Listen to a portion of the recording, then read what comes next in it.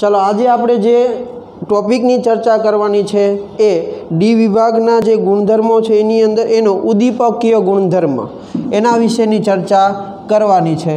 एटले हवे अहींया जोईए उद्दीपकीय गुणधर्म। जो वच्चेना जेटला टॉपिक छे नथी भणाव्या एनो मतलब समजो हाल तमारा सिलेबसमां नथी एटले आपणे एनी चर्चा करेली नथी। तो उद्दीपकीय गुणधर्मनी वात करीए तो उद्दीपकीय गुणधर्मनी अंदर उद्दीपक एटले शुं तमने खबर छे? शुं तो के जे प्रक्रियानी अंदर शुं थाय भाग ले पण प्रक्रियाना अंते पाछो मळे। प्रक्रियानी अंदर भाग तो ले पण प्रक्रियाना अंते पाछो मळे वत्ता ए प्रक्रियाना वेगमां शुं करे? वधारो करे। तो आवा जे संयोजनो छे बधा उद्दीपक तरीके वर्ती सके। तो पहला आपणे डी विभागना तत्वो छे एना विशेनी चर्चा करवी छे। तो एमां कया कया तत्वो अथवा कोण उद्दीपक तरीके वर्ते एनी चर्चा करीए। तो मोटा भागना संक्रांति धातु अथवा संयोजनो। संयोजनो एटले तो कि भाई डी विभागना तत्वों है एमांथी बनता संयोजनों एना ऑक्साइड होई सके सल्फाइड होई सके कोई पण तो एना संयोजनों घन स्थिति में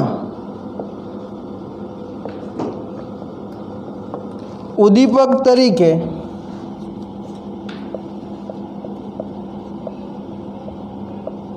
वधु सक्रिय होय छे। એટલે કે જો એ ઘન સ્થિતિની અંદર હોય અને ઘન સ્થિતિની અંદર એ તત્વ સ્વરૂપે હોય તો પણ ભલે અને એ સંયોજન સ્વરૂપે પણ હોય તો ભલે એ ઉદ્દીપક તરીકે કેવા હોય છે? વધારે સક્રિય હોય છે। તો આવું થવાનું કારણ શું છે એ આપણે જોઈએ તો કે આમ થવાનું કારણ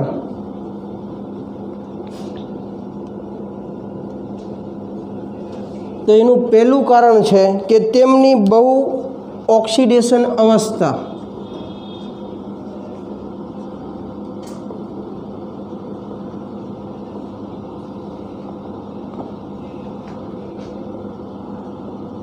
तमारा बुकनी अंदर 222 नंबरનું पेज नंबर जो जेमां प्रथम संक्रांति श्रेणी बुक लाव्या होय तो ए 222 नंबरना पेज पर तमने प्रथम संक्रांति श्रेणी है एना तत्वों है एनी ऑक्सिडेशन अवस्था आपेली है।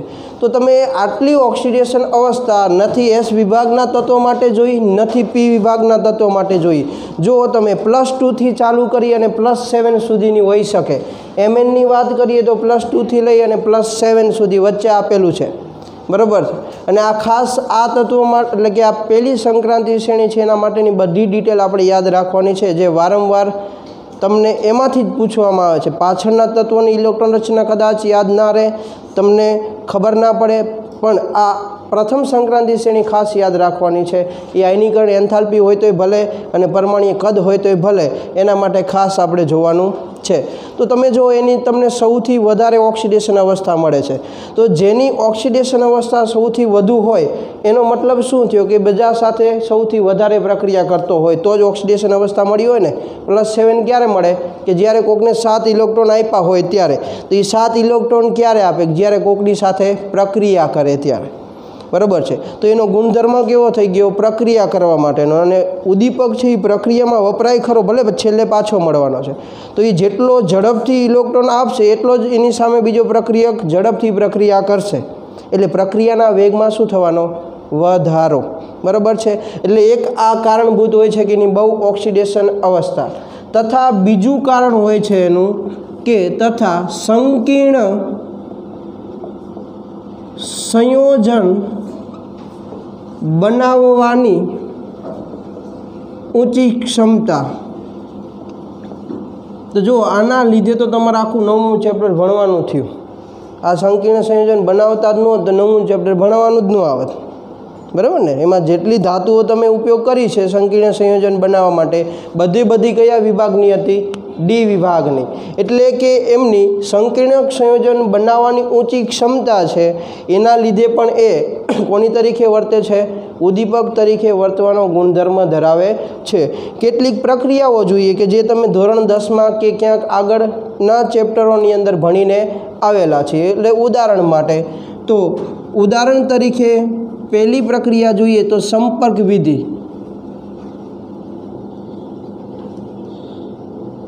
અને આ સંપર્ક વિધિ તમને જો યાદ હોય તો ચેપ્ટર નંબર 5 પૃષ્ઠ રસાયણ સમાંગ ઉદ્દીપન વિસમાંગ ઉદ્દીપન જો આ ટોપિક તમે ભણ્યા હોય તો એની અંદર તમે પ્રક્રિયા લખો છો, એ પ્રક્રિયાની અંદર તમે એના ઉપર ઉદ્દીપક લખો છો, જે ભલે એની અવસ્થાને આધારે નક્કી કરો છો કે સમાંગ છે કે વિસમાંગ, પણ એની અંદર તમને સંપર્ક વિધિ છે એની પ્રક્રિયા આપેલી છે, જે કેના માટે હોય તો કે H2SO4 છે એની બનાવટ માટે હોય। અને ત્યારે આપણે ઉદ્દીપક તરીકે જેનો ઉપયોગ કરેલો એ V2O5 એટલે વેનેડિયમ પેન્ટોક્સાઇડનો ઉપયોગ કરેલો, બરાબર છે। એટલે આ જોવા જઈએ તો એ ડી વિભાગના તત્વનું સંયોજન છે। જો વ્યાખ્યામાં આપણે શું લખ્યું, એના સંયોજનો, વેનેડિયમ પ્રથમ સંક્રાંતિ શ્રેણીનું તત્વ, બરાબર છે, અને એનો ઓક્સાઇડ છે તો જો એના ઓક્સાઇડ પણ ઉદ્દીપક તરીકે વપરાય છે। બીજી પ્રક્રિયા જોઈએ તો હેબર વિધિ, જે એમોનિયાની બનાવટ માટે હોય ત્યારે આપણે ઉદ્દીપક તરીકે કોનો ઉપયોગ કરીએ છીએ તો કે Fe, પણ કેવો, સૂક્ષ્મ વિભાજિત Fe, ગુજરાતીમાં કહું તો લોખંડનો ભૂકો। કારણ કે આવું આપણે આગળ ભણીને આવ્યા છીએ, સપાટીનું ક્ષેત્રફળ જેમ વધે એમ પ્રક્રિયાના વેગમાં વધારો થાય, કારણ કે પ્રક્રિયા કરવા માટે અણુઓની સંખ્યા વધુ મળી રહે, તો ત્યાં આપણે લોખંડની પ્લેટની જગ્યાએ શું વાપરીએ છીએ, લોખંડનો ભૂકો। તો પણ આ પણ તમે જુઓ ધાતુ છે એ પ્રથમ સંક્રાંતિ શ્રેણીની અને Fe એટલે ડી વિભાગનું તત્વ ઉદ્દીપક તરીકે આપણે ઉપયોગ કરીએ છીએ। ત્રીજા નંબરની પ્રક્રિયા છે એની આપણે ચર્ચા કરીએ તો ત્રીજા નંબર ઉપર વનસ્પતિ તેલનું હાઇડ્રોજીનેશન। જો આ જેટલી પ્રક્રિયા લખાય એની તમે પૃષ્ઠ રસાયણમાં ભણી ગયા છો કે આ પ્રક્રિયા માટે તમે આ ઉદ્દીપક વાપરો છો। તો આના માટે આપણે કેનો ઉપયોગ કરેલો, એનઆઈનો ભૂકો એટલે કે રેની નિકલ। તો જો અત્યાર સુધી આપણે 3 પ્રક્રિયાના ઉદાહરણ જોયા, ત્રણે ત્રણની અંદર ઉદ્દીપક તરીકે ડી વિભાગના તત્વો છે અથવા એના સંયોજનો છે એનો ઉપયોગ થાય છે। હવે આ ઉદ્દીપક પ્રક્રિયા કઈ રીતે કરે એટલે એની ક્રિયાવિધિ કઈ રીતની હોય એના વિશેની આપણે ચર્ચા કરવી છે। તો પહેલાં આપણે થિયરિટિકલ એટલે કે આકૃતિ દ્વારા સમજીએ અને એ જ બાબત આપણે રિએક્શન દ્વારા સમજીએ। તો પહેલાં આપણે એ જ વસ્તુ ખાલી પ્રેક્ટિકલી એટલે કે તમે વિચારી કેવી રીતે શકો, કેવી રીતે ઉદ્દીપક ઉપર પ્રક્રિયા થતી હોય એની ચર્ચા કરવી છે। એટલે હવે એની ક્રિયાવિધિ છે એ જોઈએ।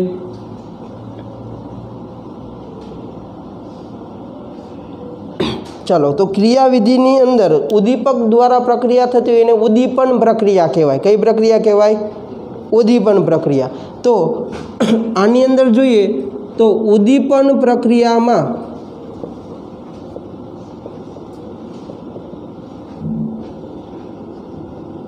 ઉદ્દીપકની ઘન સપાટી પર રહેલા પરમાણુઓ અને પ્રક્રિયકોના અણુઓ વચ્ચે રાસાયણિક બંધ બને છે। ચાલો આને આપણે આકૃતિ દ્વારા સમજીએ। તો હું એક Fe છે એનો કણ લઉં છું, તમને સમજાવવા મોટી આકૃતિની અંદર એટલે ઝૂમ કરીને દર્શાવીએ છીએ, બરાબર છે। આ જે ટુકડો છે એ કેનો છે, Feનો, જે કેના તરીકે વર્તવાનો છે, ઉદ્દીપક તરીકે। ચાલો Fe કોના માટે વપરાય, હેબર વિધિ માટે। ચાલો તો એના માટેના પ્રક્રિયકો કયા મળે આપણને, H2 અને N2, બરાબર છે। તો ઉદ્દીપકનું કાર્ય શું હોય તો કે ઉદ્દીપક છે એ પેલા પ્રક્રિયકોને પોતાની સપાટી ઉપર બોલાવે, બરાબર છે। એટલે અહીંયા ઉદ્દીપકની સપાટી ઉપર H2 અને N2 એ શું થાય? જમા થાય, બરાબર છે। તો ઉદ્દીપકની સપાટી ઉપર H2 અને N2 જમા થાય એટલે એ H2 અને N2 સાથે કેવા બંધ બનાવે છે? રાસાયણિક બંધ બનાવે છે, બરાબર છે। એટલે આના લીધે શું થાય તો કે તેથી ઉદ્દીપકની સપાટી પર પ્રક્રિયકોની સાંદ્રતામાં વધારો થાય છે। એટલે કે ઉદ્દીપકની સપાટી ઉપર પ્રક્રિયકો એની સાથે રાસાયણિક બંધથી જોડાવા માંડે એટલે ઉદ્દીપકની સપાટી પર શું થાય તો કે પ્રક્રિયકોનું પ્રમાણ વધે। પ્રમાણ વધે એટલે તમે શું કહી શકો? એની સાંદ્રતા વધી, બરાબર છે। સાંદ્રતા મતલબ શું છે? એની અંદર અણુઓની સંખ્યા વધવી, કે ભાઈ 1 લિટર આપણે દ્રાવણની અંદર H2SO4 નાખીએ છીએ, જેટલા અણુઓની સંખ્યા H2SO4ની વધુ એમ એની સાંદ્રતા શું હોય? વધારે હોય। તો અહીંયા સપાટી ઉપર જેમ પ્રક્રિયકોના અણુઓની સંખ્યા વધતી જશે એમ ઉદ્દીપકની સપાટી પર એ પ્રક્રિયકોની સાંદ્રતામાં શું થવાનો? વધારો। તથા જોડે બીજું શું થાય તો કે તથા પ્રક્રિયકોના અણુઓ વચ્ચે નો બંધ નિર્બળ બને છે।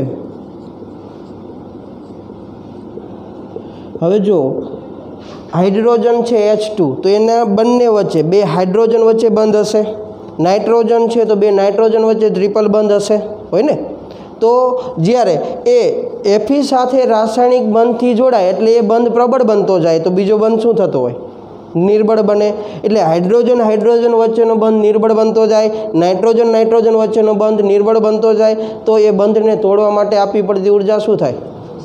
ઓછી હોય। તો એના ઉપરથી તમે આવું લખી શકો ને કે તથા તેમની સક્રિયકરણ ઉર્જા ઘટે છે। ચાલો ચેપ્ટર નંબર 4 રાસાયણિક ગતિકી, જેની અંદર સક્રિયકરણ ઉર્જા વિશેની આપણે માહિતી મેળવી હતી। ન ખબર હોય તો થોડી એવી હિન્ટ આપું કે સક્રિયકરણ ઉર્જા એટલે શું? કે જો કોઈ પણ 2 પદાર્થને ભેગા કરી દો એટલે પ્રક્રિયા થાય એવું જરૂરી ના હોય, બરાબર છે। એ પ્રક્રિયાને થવા માટે કાં તમારે તાપમાન આપવું પડે, કાં દબાણ આપવું પડે, કાં પ્રક્રિયકોની સાંદ્રતામાં શું કરવો પડે? ફેરફાર કરવો પડે। એટલે ટૂંકમાં તમારે એ બંનેને સક્રિય કરવા માટે શું કરવી પડે? ઉર્જા આપવી પડે। એટલે 2 વ્યક્તિ બોલતા ન હોય, બાજુમાં બેઠા હોય તો કે બાજ ન કરે આખો દી, પણ એને બજાડવા હોય તો ઉર્જા આપવી પડે। હવે એ 2 વચ્ચે જેટલા બોન્ડ નિર્બળ, એ બંને એકબીજાને જેટલા વધારે બાજેલા છે એટલી તમને બંનેને બજાડવા માટે ઉર્જા કેવી આપવી પડે? ઓછી। થોડીક એવી ઉર્જા આપશો ઓટોમેટિક રિએક્શન થવાનું। તો અહીંયા પણ નાઇટ્રોજન અને હાઇડ્રોજન વચ્ચેના બંધ કેવા છે? નિર્બળ। તો તમે થોડીક એવી ઉર્જા આપશો તો પણ બંને બંધ તૂટી અને એકબીજા સાથે શું કરશે? પ્રક્રિયા કરશે, બરાબર છે। એટલે છેલ્લે એ ઉદ્દીપકની સપાટી ઉપર એમોનિયા બનાવશે અને આ એમોનિયા છે એ પછી ઉદ્દીપકની સપાટી ઉપરથી શું થાય? દૂર થાય, બરાબર છે। તો ઉદ્દીપક છે એનું કામ શું હોય છે તો કે પ્રક્રિયકો છે એને પ્રક્રિયા થવા માટે સપાટી પૂરી પાડવી।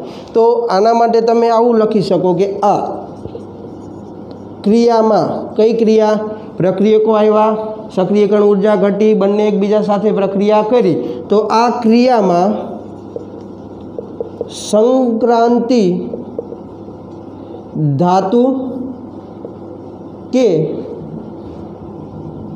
આયન ની ઓક્સિડેશન અવસ્થા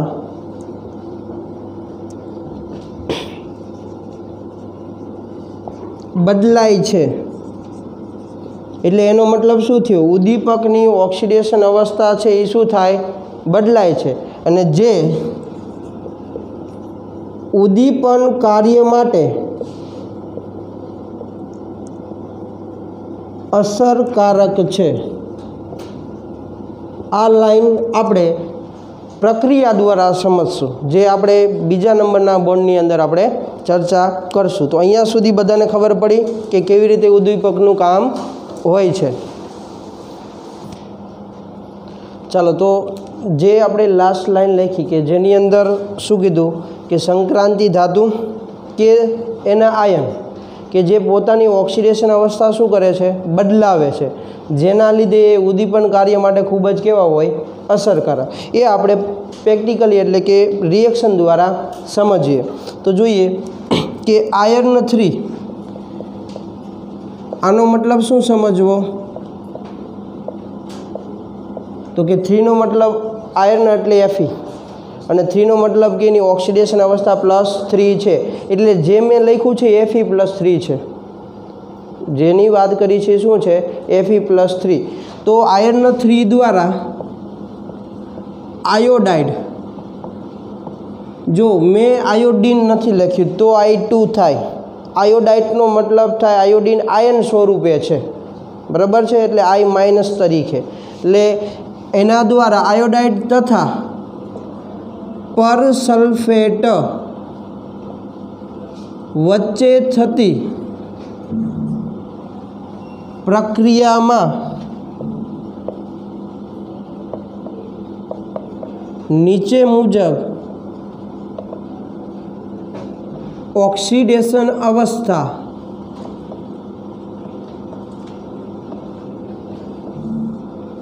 બદલી ઉદ્દીપિત કરે છે.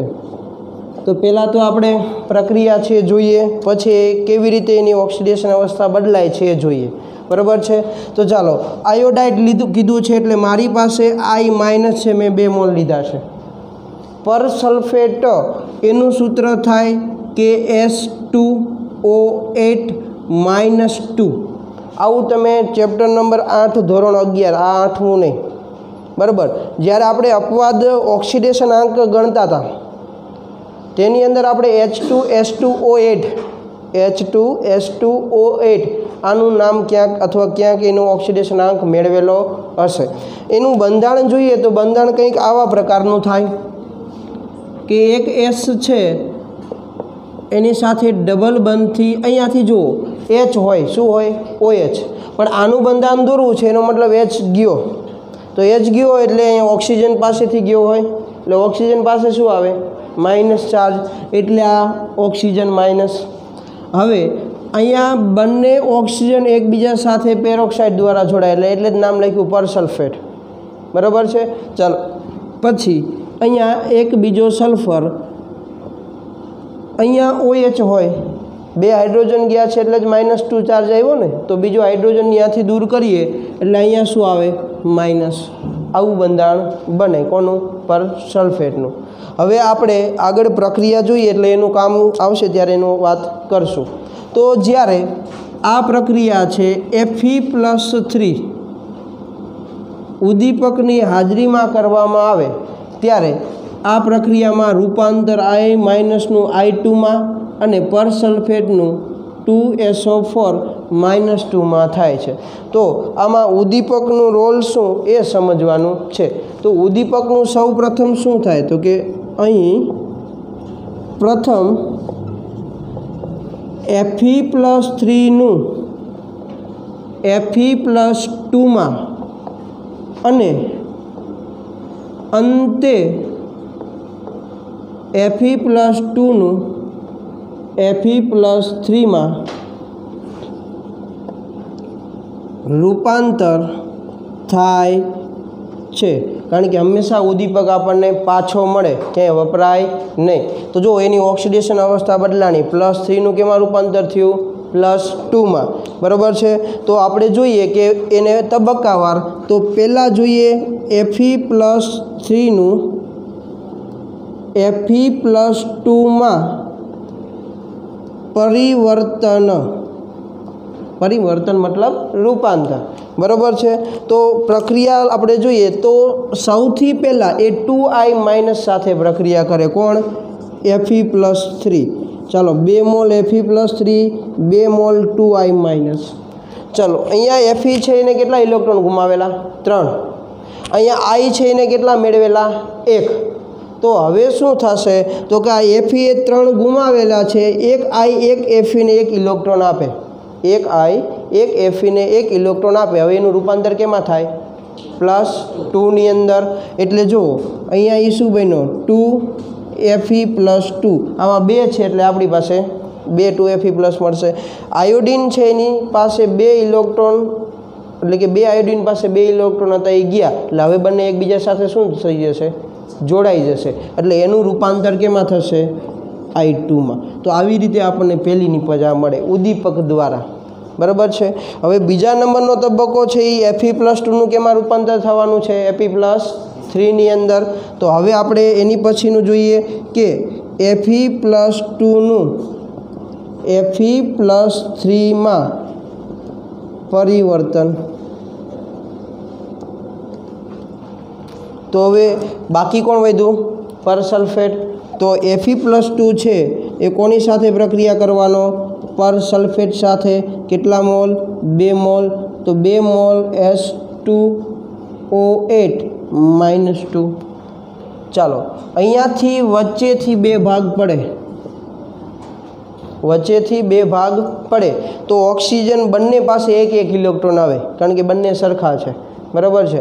તો હવે એને સલ્ફર સાથે બંધ બનાવવો હોય તો બીજા ઇલેક્ટ્રોનની જરૂર પડે, કારણ કે 1 ઇલેક્ટ્રોન કોઈની હારે ભાગીદારી થાય નહીં, એટલે 1 ઇલેક્ટ્રોન ક્યાંથી મળે Fe પાસેથી। તો ઓલરેડી એને 2 ગુમાવેલા છે, બરાબર છે। હજી પાછો 1 ઇલેક્ટ્રોન કોને આપશે પરસલ્ફેટના બંધારણને, એટલે ત્યાં વચ્ચેથી બ્રેક થાય એટલે SO4 બને, 2 ઇલેક્ટ્રોન એને મેળવ્યા એટલે -2, એક ઓલરેડી પહેલાં હાઇડ્રોજન પાસેથી પડાવેલો, બીજો Fe પાસેથી, એટલે એની પાસે કેવો ચાર્જ આવ્યો -2 ચાર્જ। તો એવા 2 બંધારણો અહીંયાથી તમને મળે, આ એક બંધારણ આ બીજું બંધારણ, એટલે તમને અહીંયા જે Fe + 2 હતો એનું રૂપાંતર થઈ જશે Fe + 3 માં, કારણ કે 1 ઇલેક્ટ્રોન બંને બંધારણો, એક આ બાજુના ને એક ઓલે બાજુના ઇલેક્ટ્રોન આપ્યો, વત્તા છૂટું શું પડવાનું 2 મોલ SO4 -2। તો ઉદ્દીપક છે એનું કામ પહેલાં સપાટીવાળું મેં તમને સમજાવ્યું એવી રીતે પ્રોસેસ થાય, અને પ્રેક્ટિકલી એટલે પ્રક્રિયાની અંદર જોવા જાઓ તો આવી રીતે છે એ શું થતા હોય તો કે પોતાની ઓક્સિડેશન અવસ્થા છે એ બદલાવી અને પ્રક્રિયાના વેગમાં વધારો કરે અને પ્રક્રિયા છે એને આગળ વધારતા હોય છે। તો આપણે ઉદ્દીપન ગુણધર્મ માટે આટલી વસ્તુ છે એ યાદ રાખવાની છે અને આટલી વસ્તુ એક્ઝામમાં લખવાની છે। તો હવે પછીનો ટોપિક છે એ આંતર સંક્રાંતિ સંયોજનો, એના વિશેની આપણે માહિતી મેળવવાની છે। એટલે હવે અહીંયા ઉદ્દીપન કાર્ય છે એ પૂરું, એની પછીનો ટોપિક છે આંતર સંક્રાંતિ સંયોજનો, એના વિશેની ચર્ચા હવે આપણે કરવાની છે। ચાલો આંતર સંક્રાંતિ સંયોજનોનું નિર્માણ એટલે કે બનવું, એટલે ડી વિભાગના તત્વો છે એ આંતર સંક્રાંતિ સંયોજનો છે એ પણ બનાવે છે। તો એની અંદર આપણે જોઈએ કે કેવી રીતે આંતર સંક્રાંતિ સંયોજનો બને, તો કે સંકીર્ણ સંયોજનોની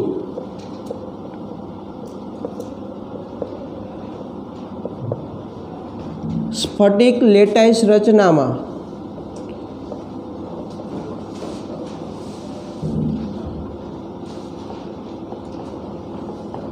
અંદરના ભાગમાં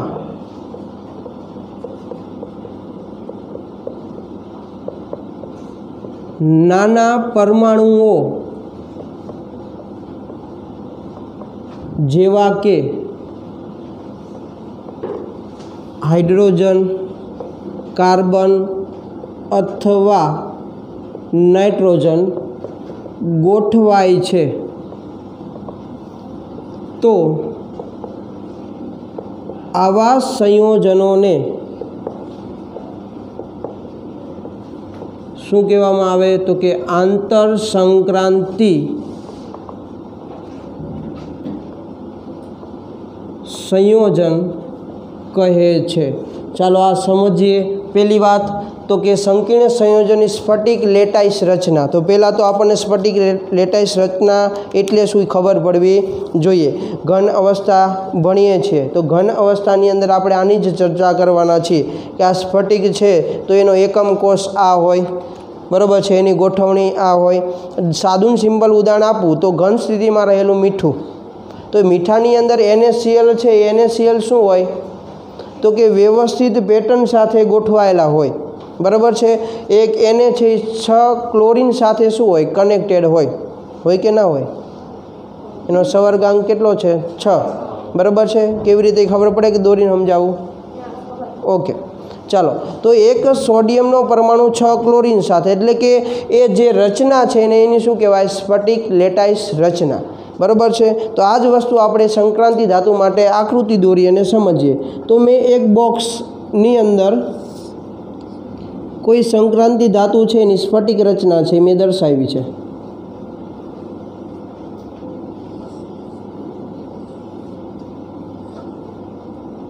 तमे एवुं समझी लो कि तमे वॉलीबॉलना बॉल छे एने व्यवस्थित आ रीते क्रममां 2 के 3 हाરની अंदर गोठवेला छे, बराबर है।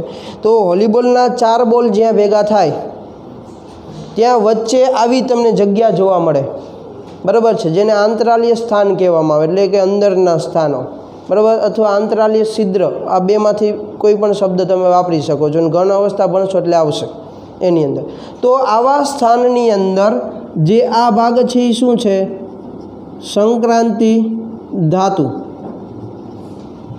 अने आ जे वच्चेना भाग में दर्शाव्या छे कि जे नाना भाग छे त्यां कार्बन, हाइड्रोजन, नाइट्रोजन जेवा नाना कदना परमाणुओ छे ए गोठवाय, बराबर है। एटले आ मैं ब्लू कलर थी दर्शाव्या छे त्यां कार्बन होई शके, नाइट्रोजन अने हाइड्रोजन परमाणु अंदर गोठवाई शके। तो आवा प्रकारनी जे रचना थाय एने शुं कहेवामां आवे? आंतरालीय संक्रांति संयोजनो। व्याख्या बधाने समजण पड़ी? ओके। हवे एना विशेनी थोड़ीक एवी आपणे माहिती मेळवीए तो कि आ संयोजनो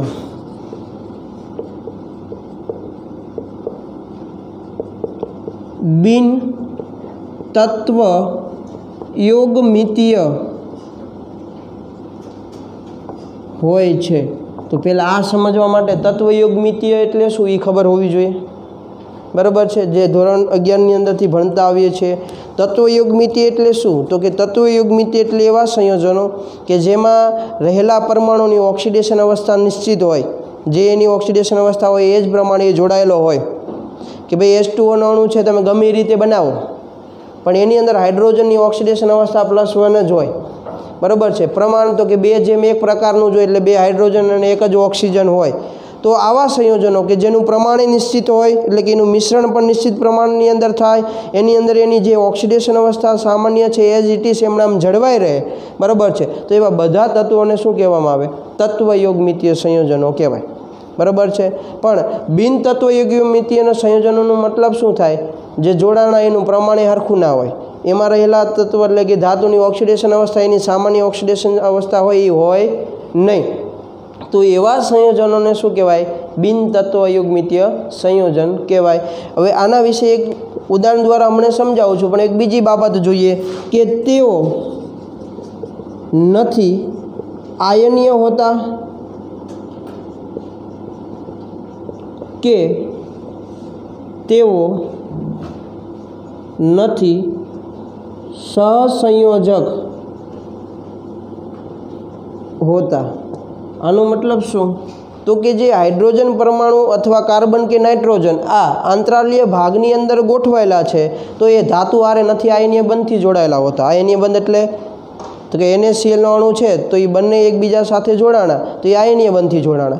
तो अहींया रहेला आंतरिक स्थान में रहेला हाइड्रोजन, कार्बन के नाइट्रोजन ए धातु साथे नथी आयनीय बंधथी जोड़ायेला होता, नथी सहसंयोजक बंधथी जोड़ायेला, एमने इलेक्ट्रॉननी भागीदारी न करी होय, बराबर है। तो आ वॉलीबॉलना बॉल है वच्चेनो भाग है एमां तमे नानी नानी लखोटीओ मूकता जाओ तो ये लखोटी ने वॉलीबॉलना बॉल साथे कांई ज कनेक्शन ना होय, एनी साथे कोईपण रीते एटेचमेंट धरावतो होय नहीं, एटले नथी आयनीय बंधथी जोड़ायेला होता, नथी सहसंयोजक बंधथी जोड़ायेला होता। બરાબર છે। એવા ઉદાહરણો જોઈએ એટલે તમને ઝડપથી ખબર પડે। તો દાખલા તરીકે જોઈએ તો પહેલું ઉદાહરણ જોઈએ TIC, એ તમારે નીચે લખવાનું પણ જગ્યાના ભાવે ત્યાં લખું છું, બરાબર છે। બીજું ઉદાહરણ જોઈએ VH 0.56, પછી જોઈએ MN3N, TIH 1.7 વગેરે। ચાલો આ ઉદાહરણ દ્વારા આપણે સમજીએ બિનતત્વ યોગમિતીય। ઉદાહરણ લઉં છું MN3N। MNની તમને બધાને ઓક્સિડેશન અવસ્થા ખબર છે, +2 હોય ને। ચાલો જોવા જાઓ જો એમાં +2 મળે। નાઇટ્રોજન -3 બરાબરની પેલી બાજુ જાય એટલે +3, +3 છેદમાં 3 આવે ને 3x હોય એટલે 1 મળી, +1 હોવી જોઈએ કેટલી +2, એટલે જો એની ઓક્સિડેશન અવસ્થા પણ એની સામાન્ય જે ઓક્સિડેશન અવસ્થા છે એ ધરાવતા નથી। એટલે આના ઉપરથી તમે એક સેન્ટેન્સ શું લખી શકો કે આ સૂત્રમાં સંકીર્ણ ધાતુ તેમની સામાન્ય ઓક્સિડેશન અવસ્થા દર્શાવતા નથી। હવે પ્રમાણની વાત કરીએ તો જો પ્રમાણે એવું થવું જોઈએ કે ભાઈ Mn છે +2 છે એટલે એ Mn વાળાની વાત કરીએ તો કુલ +6 વીજભાર થાય, કારણ કે 3 Mn છે ને આપણી પાસે, તો +6 તો સામે -6 હોવા જોઈએ, પણ આપણી પાસે શું છે ખાલી -3, એનો મતલબ અહીંયા N2 હોવા જોઈએ। તો આ બંને એકબીજા સરખા પ્રમાણમાં નથી જોડાયેલા, તમે જોઈ શકો કે અહીંયા હોવું જોઈએ M3N2 પણ આપ્યું છે શું M3N। બીજું જોઈએ ઉદાહરણ VH 0.56%, આ એવું દર્શાવે છે કે વેનેડિયમ છે એની આંતરિય સ્થાનની અંદર 0.56% જેટલા હાઇડ્રોજન ગોઠવાયેલા છે। હવે આ પ્રમાણ સરખું છે 0.56% જેટલું, એ પણ પ્રમાણ સરખું નથી। એટલે એના ઉપરથી તમે બીજું શું લખી શકો તો કે તેમના સંઘટકોના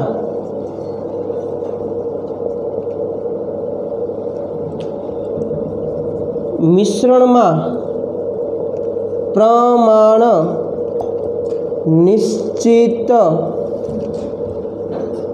હોતા નથી। એટલે જુઓ તમે એક પણ સંયોજન જો એકય સંયોજનની અંદર તમને પ્રમાણ સરખા જોવા મળે નહીં, જેટલા હોવા જોઈએ સંયોજન બનાવવા માટે, બરાબર છે, એકયની અંદર તમને સરખા જોવા મળતા નથી। તો આવા કે જેના ઓક્સિડેશન અવસ્થા સરખી ના હોય, પ્રમાણે સરખા ન હોય, એવા બધા તત્વોને બિનતત્વ યોગમિતીય સંયોજનો છે એ કહેવામાં આવે છે। તો બધાને આંતરાલીય સંક્રાંતિ સંયોજનો એટલે શું એ ખબર પડી। તો હવે આપણે એની લાક્ષણિકતા છે, એની લાક્ષણિકતા વિશે આપણે ચર્ચા કરવાની છે કે આવા સંયોજનો બન્યા તો એ કેવા પ્રકારની લાક્ષણિકતા ધરાવે છે। એટલે ચાલો તો હવે આપણે આંતર સંક્રાંતિ સંયોજનો છે એની લાક્ષણિકતા છે, એની લાક્ષણિકતાની આપણે ચર્ચા કરવાની છે કે આવી રીતે ગોઠવાય છે તો જે ધાતુના ઓરિજિનલ ગુણધર્મ હોય એ ગુણધર્મની અંદર કેટલો ફેરફાર થાય છે એની શું થાય લાક્ષણિકતા, ભાઈ આવા હતા અને આવા તમને જોવા મળે છે। એટલે 4 પ્રકારની લાક્ષણિકતા છે એની ચર્ચા કરીએ।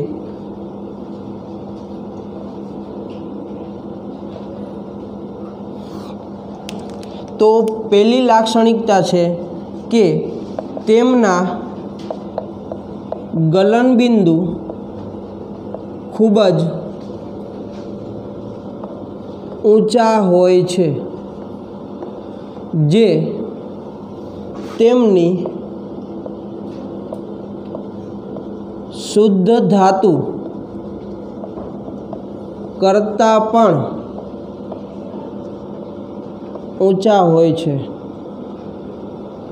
ઉદાહરણ તરીકે જોઈએ તો TIC આપણે લઈએ તો TIC છે એનું ગલનબિંદુ છે એ ખૂબ જ કેવું હોય ઊંચું, કોની કરતાં તો કે એની શુદ્ધ ધાતુ એટલે TIC છે એનું ગલનબિંદુ ખૂબ ઊંચું, કોની કરતાં તો કે એની શુદ્ધ ધાતુ કઈ તો કે TI થાય, અંદર વચ્ચે કાર્બનના પરમાણુ ગોઠવાયેલા છે એટલા માટે, બરાબર છે।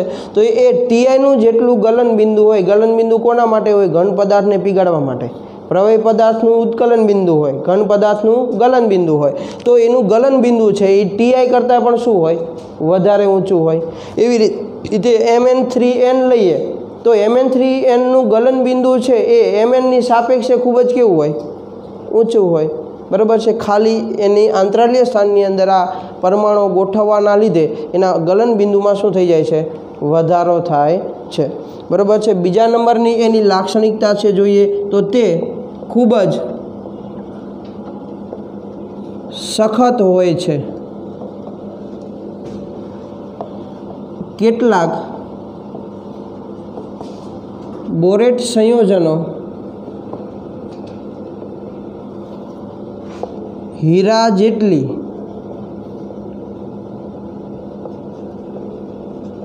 સખતાઈ ધરાવે છે. એટલે કે ખૂબ જ કેવા હોય, સખત. અને હીરો છે એ સૌથી વધારે સખત પદાર્થ છે. તો હીરાની જેટલી સખતાઈ હોય એટલી સખતાઈ ધરાવતા તમને બોરેટ સંયોજનો છે એ મળે છે, બરાબર છે. એટલે એ જે ધાતુ છે એની સખતાઈ કરતાં પણ એમાં શું થાય છે, વધારો થાય છે. અને ત્રીજા નંબરની લાક્ષણિકતાની વાત કરીએ તો તેની ધાત્વીય વાહકતા, તેની ધાત્વીય વાહકતા જાળવી રાખે છે. એનો મતલબ શું, તો TiC જ લઈએ તો TiC છે એમાં ખાલી Ti હોય એટલે ધાતુ, અને એમાંથી આપણે વિદ્યુત પ્રવાહ પસાર કરીએ તો એ વિદ્યુત પ્રવાહનું વહન જેટલી સ્પીડથી, એટલે કે વિદ્યુત પ્રવાહનું વહન જેટલી ગતિથી કરે છે અથવા જે રીતે કરે છે એ જ્યારે TiCમાં રૂપાંતર થાય, એટલે કે એની આંતરાલીય સ્થાનની અંદર કાર્બન ગોઠવાયેલા હોય તો પણ એનું વહન, ઇલેક્ટ્રોનનું વહન એ જ પ્રમાણે થાય છે. એટલે એની ધાત્વીય વાહકતા છે એમાં કોઈ જ પણ ફેરફાર થતો નથી, કારણ કે એની સાથે કોઈ પણ બંધથી જોડાયેલા નથી, બરાબર છે. જે પણ ઇલેક્ટ્રોનનો આપલે થશે ફક્ત કોના દ્વારા થવાની, ધાતુ દ્વારા, અને વચ્ચે ક્યાંય નડવાના નથી. એટલે એની ધાત્વીય વાહકતા છે એ એમણે આમ જાળવી રાખે છે. અને છેલ્લી વાત કરીએ તો તેઓ રાસાયણિક રીતે નિષ્ક્રિય હોય છે. એટલે કે આ જે આંતરસંક્રાંતિ સંયોજનો બન્યા એ રાસાયણિક રીતે કેવા હોય છે, નિષ્ક્રિય હોય છે. એટલે બીજા સાથે રાસાયણિક પ્રક્રિયા બહુ આપતા નથી, બરાબર છે. કારણ કે એમાં રહેલા એની ઓક્સિડેશન અવસ્થા છે એ પ્રમાણે રહેતી નથી. ઓક્સિડેશન અવસ્થા એ પ્રમાણે હોય તો કોકની સાથે ઇલેક્ટ્રોન અથવા કોઈ પણ સંયોજન સાથે જોડાઈ શકે. એટલે એ રાસાયણિક રીતે કેવા હોય છે, નિષ્ક્રિય હોય છે. એટલે ત્યારે તમને આંતરસંક્રાંતિ સંયોજનો વિશે પૂછે તો આટલું અને આ એની લાક્ષણિકતા છે એટલું લખવાનું થશે.